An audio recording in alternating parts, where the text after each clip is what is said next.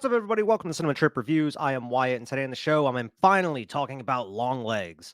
If you haven't already, make sure to like, share, and subscribe. Go check us out on Twitter and Instagram at Cinema Trip Reviews. Also, where you get your podcast, drop it and leave us a good review. The day has come. I am finally talking about Longlegs. This is one of my most anticipated movies of the whole year, based off of that whole marketing campaign alone. I've been following this movie for months, ever since they started releasing all these little cryptic teasers that were only like 15, 20 seconds long. And it's just like barely showing anything but making you super intrigued because they were so dark. And just within 10, 15, 20 seconds, it just leaves you with a sense of dread and like you just want more. And that's really what made me excited for the movie, especially with knowing Nick Cage is attached.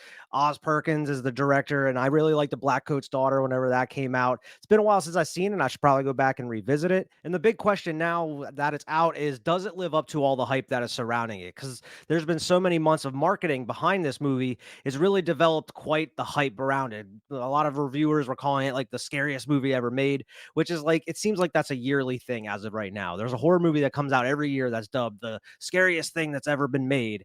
And I feel like this movie is a victim of its own hype at this point. I feel like the marketing itself wasn't trying to market it as the scariest thing ever. I feel like a lot of people interpreted it that way just because of the dread and the atmosphere within those like little teasers and trailers. And then these reviewers started coming out trying to make headlines, trying to get their quotes out there saying it's the scariest thing out there. And, it gets very overblown, very overblown. And me, I was trying to kind of temper my expectations going into this because I knew all the hype surrounding it. And I just kind of had a feeling that it wasn't going to be as scary as everything was kind of making it out to be, because this movie isn't super scary by any means. It has amazing atmosphere. It has such a sense of dread about through the whole movie, which I absolutely love. I just love movies that make walking through dark areas super like creepy and scary in a way. There's a couple different moments in this movie where they're just slowly walking down these hallways. Specifically, there's one scene that's just completely lit by flashlights where they're walking around like this barn, and it's just super creepy. This movie is just filled with wide angles that just leave you inspecting the background during certain shots. Most of the time there's nothing there. Sometimes there could be something there. And there are certain times in this movie I did catch something, and I that's why I really want to go back and rewatch this, especially knowing everything after finishing it. If you don't know much about this movie, you should really go into it knowing nothing at all. That way you get the full effect of it. But the basic gist of the plot is kind of like a Silence of the Lambs 7 type story. You're following an FBI agent who's tracking down this, killer, this Longlegs that is just leaving families murdered in their wake over a course of like how many 40, 50 years. So it's kind of like an FBI, detective procedural type thing. And Oz Perkins does an amazing job directing this movie. Like I mentioned, it's just filled with so much dread and atmosphere. And I just love the way that certain things are shot, either with the wide lenses, and whenever it goes to like flashbacks, it goes to like a little tiny, like Super 8, like retro small screen. I absolutely love that kind of retro shit. So it incorporates a lot of different styles and a lot of different things. Going into the cast of the movie, Michael Monroe plays the detective Lee Harker, the main character of the movie that you follow. And she actually does a really good job in this. It's interesting to see a main character like this in the movie because, trying not to give too much away, she kind of is like a medium or like a psychic in a way, like a half psychic, I guess. You got at the very beginning of the movie is kind of explained a little bit, but you have a feeling that maybe she could possibly be on like the spectrum, like maybe she has autism or something, just because she's just kind of in her own world. She kind of zones out. She's certainly an introvert. She doesn't really want to hang out with anybody outside of, her actual job. And I think Michael Monroe plays it very well and plays it very effectively. Now, Nick Cage, of course, everybody wants to know about Nick Cage. He's been kind of the whole story around this movie and the marketing as the serial killer, as Longlegs in this film. And they really did a good job of hiding his looks throughout the whole thing, and throughout like the previews and the trailers and whatnot.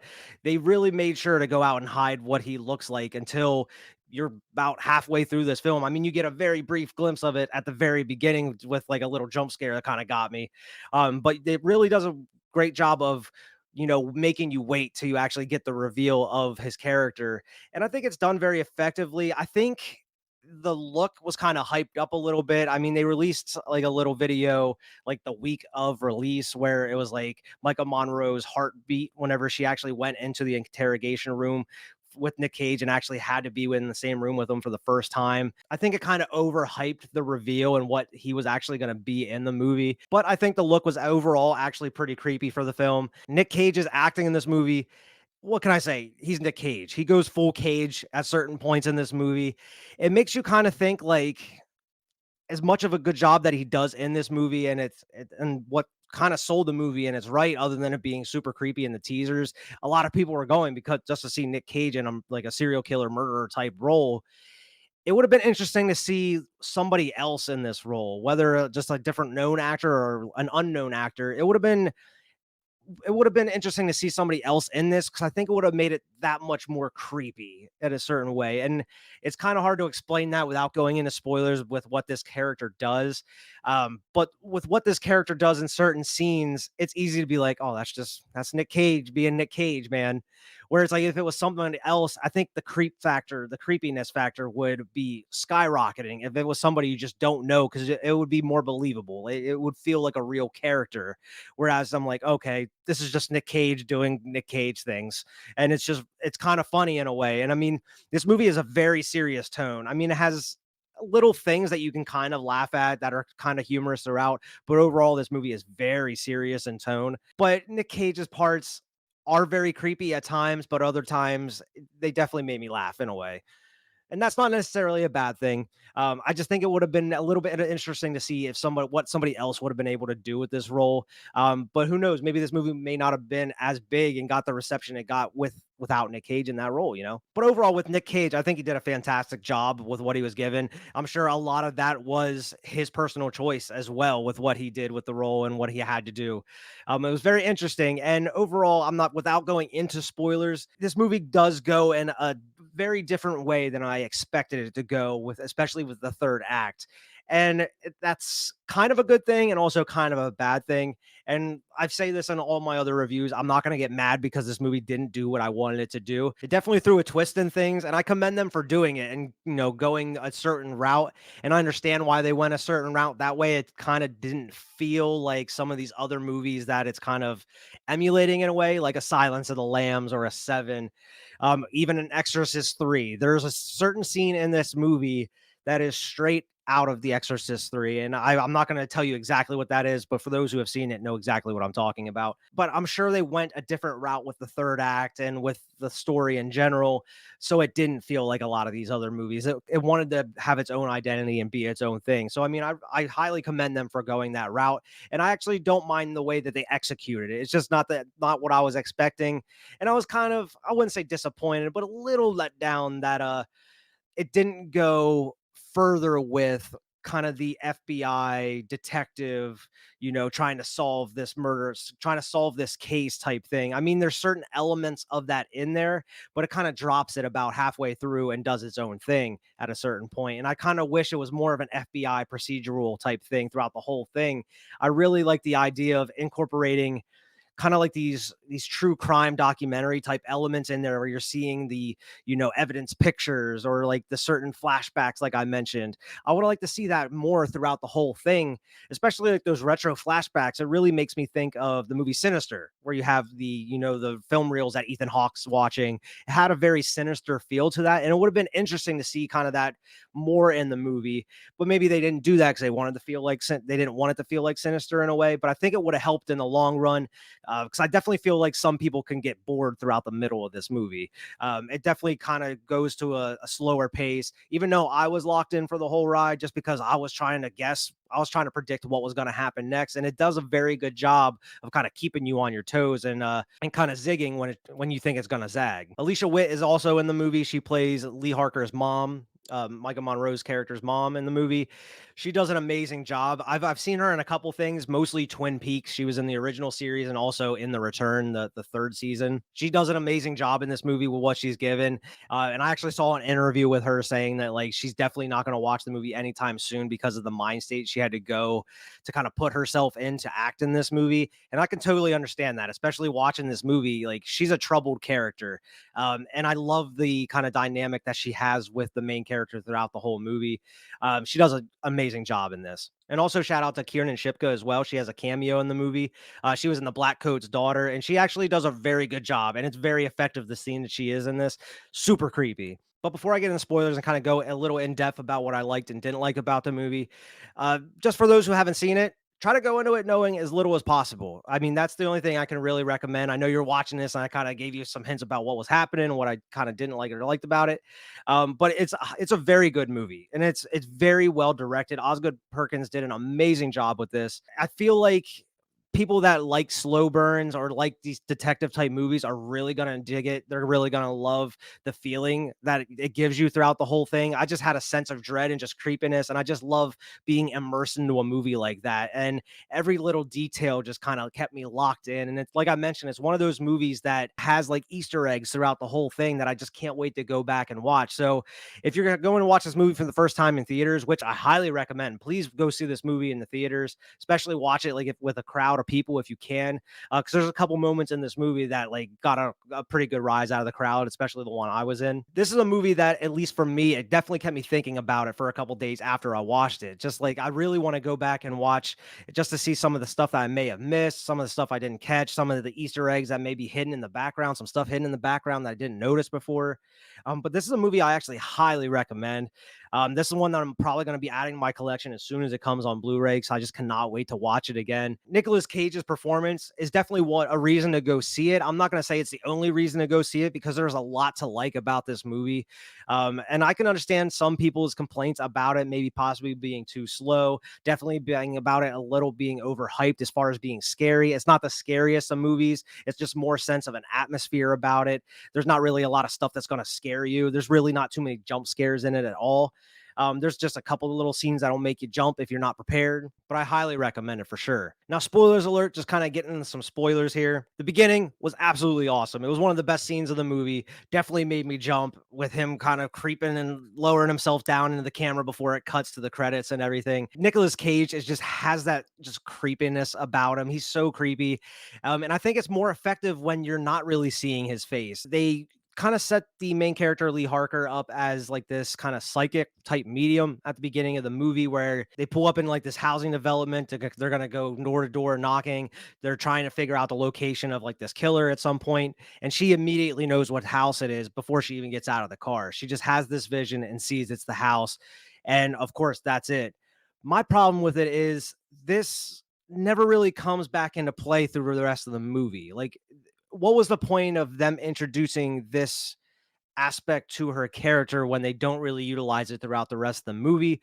Because there comes a point where you find out that her vision is clouded a lot because of what happened with Longlegs and with what happened with her mother throughout the course of her life, really, which prevents her from seeing everything that's going on with Longlegs and everything. So maybe that's the only reason, is just to give them a reason to kind of block it out, so she can't really follow the case unless she really does detective work behind it. They don't really utilize her like kind of psychic vision throughout the whole rest of the movie whatsoever. It's kind of wasted. And I know it gives you that plot device that because it's long legs, that's why she's not seeing certain things.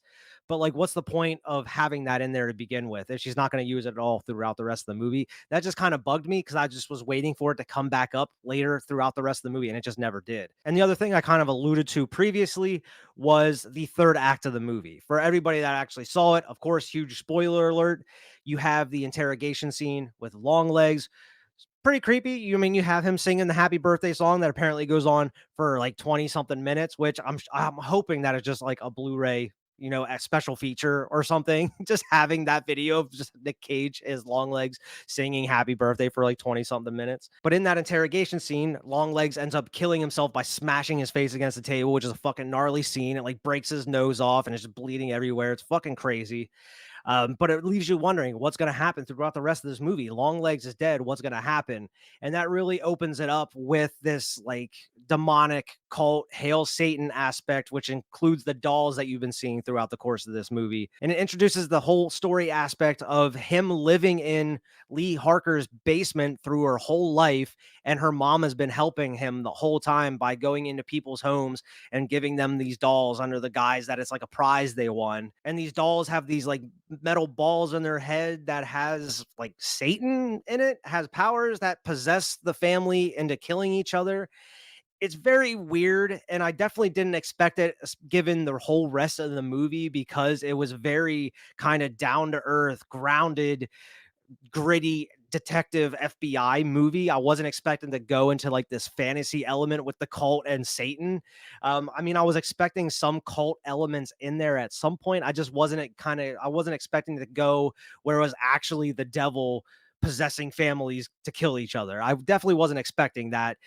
So it kind of bummed me out a little bit that it wasn't kind of staying grounded and going the whole serial killer route with it. But like I mentioned before, I kind of commend them for kind of doing their own thing and making it different from these other movies like Seven or Silence of the Lambs. They really wanted to kind of do it their own thing. They wanted to differentiate from everything else and have it be special and have it be memorable. And to me, it was because, like I mentioned, this was something that this is a movie I've been thinking about for days after watching it, especially the end, because it was kind of ballsy to kind of go the direction they did. Because I feel like this is kind of going to lose a lot of people. A lot of people are going to be locked in. Then it kind of goes and like a kind of, I would, for lack of a better term, like a fantasy element with it, where it's, you know, killing people by possession type thing. It's like an exorcist type thing. Cause like I mentioned, there's a scene in this movie at the end that is straight up from The Exorcist 3.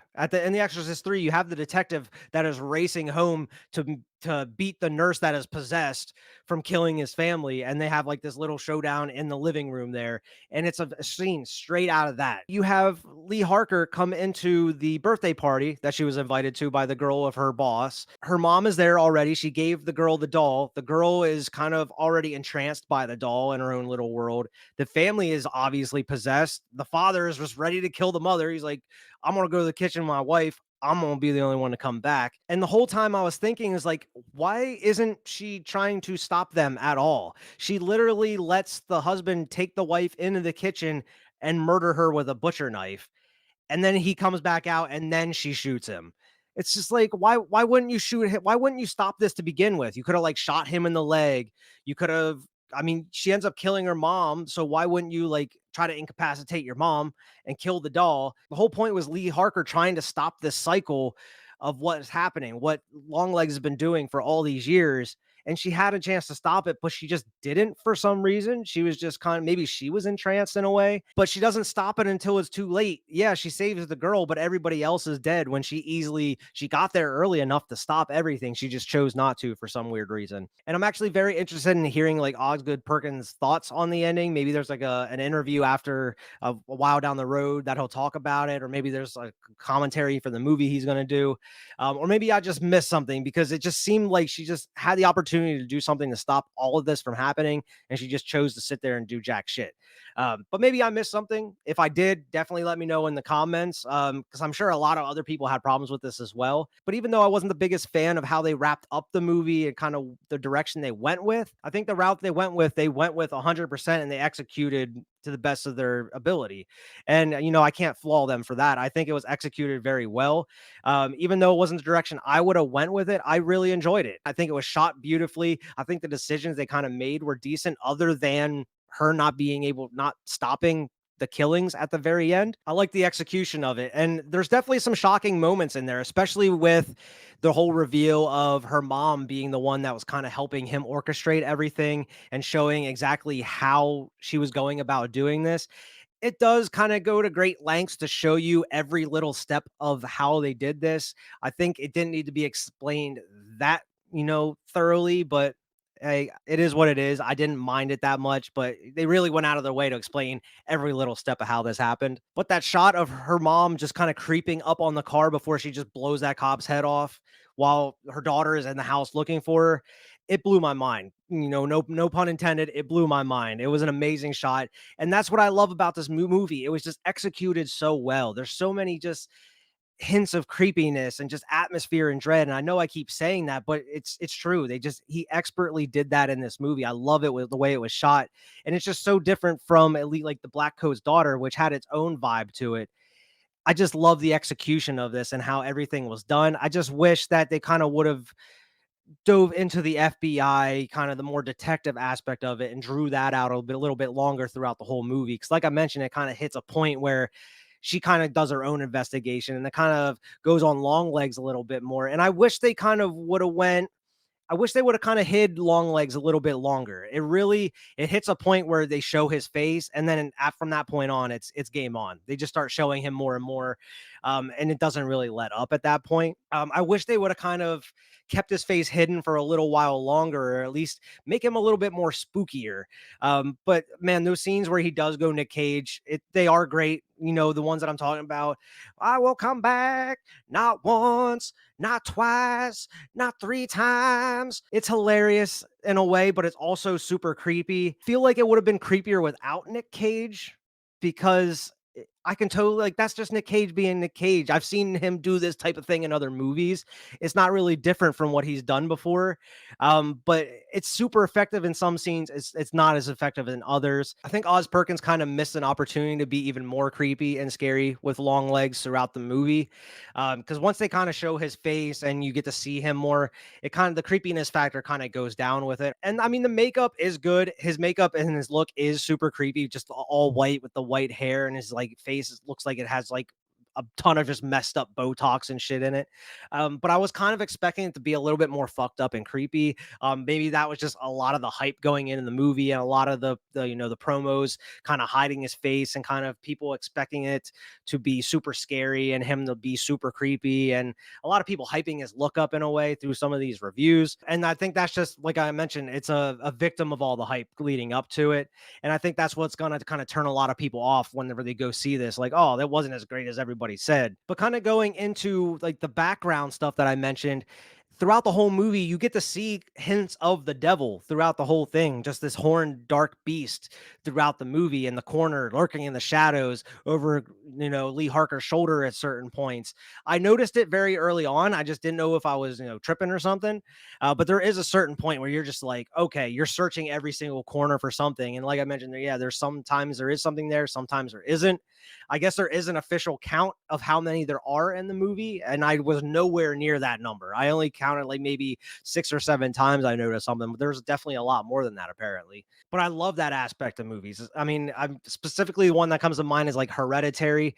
I remember going back and watching that movie, you know, multiple times, and picking up and finding certain things that I missed each time. And I love movies that do that sort of thing. And I can't wait to go back and watch this and see other stuff that I missed, because I'm sure there's little hints and clues that I didn't pick up on originally. And also, I don't want to end this review without giving a huge shout out to Blair Underwood, who was fucking awesome in this movie. I want to see Blair Underwood in his own like detective series or something as this character, because dude was awesome. Obviously, it's going to have to be a prequel. We're into spoilers as of right now, but obviously, it's going to have to be a prequel because, I mean, like I talked about, dude ends up getting killed at the very end of the movie.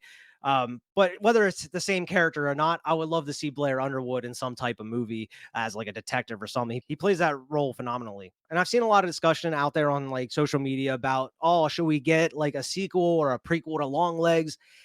And man, we just, my opinion, we need to just leave it alone. This is a perfect movie that is just a great one-off. This is, I don't think you need any kind of extension to this movie.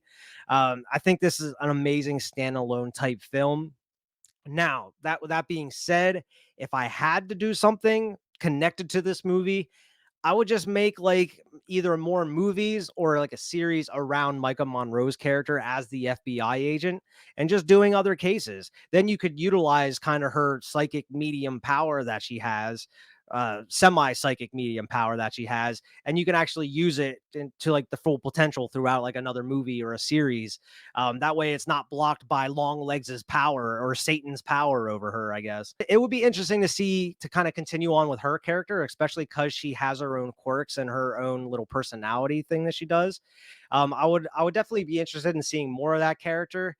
But overall, personally, I wouldn't continue anything with this movie. I think this movie is perfect as is. But out of like a buy it, rent it, or miss it, I'm gonna say absolutely buy this movie. If you're a fan of like horror or like FBI detective procedural type stuff, definitely buy this movie. I'm 100% buying this whenever it comes out on Blu-ray or 4K or whatever. I'm 100% adding this to my collection. And what about all of you? Let me know what you thought about the movie in the comments. What did you like about it? What didn't you like about it? I'm sure there's a lot of people that didn't like this movie, especially with all the hype around it, especially with kind of it being a slow burn, and especially going into certain other directions. I see a lot of people kind of already bashing the whole Hail Satan aspect of it, which, man, we've had movies about satanic cults for years and years and years and years now. I mean, it's been like around since the beginning of the movies. Like, it's always going to be there. Come on now. What are you complaining about at this point? But yeah, make sure to let me know what you thought about the movie in the comments below. Make sure to like, share, and subscribe. As always, check us out on Twitter and Instagram at Cinema Trip Reviews. Drop in and leave us a good review wherever you get your podcasts, and we'll see everybody next time.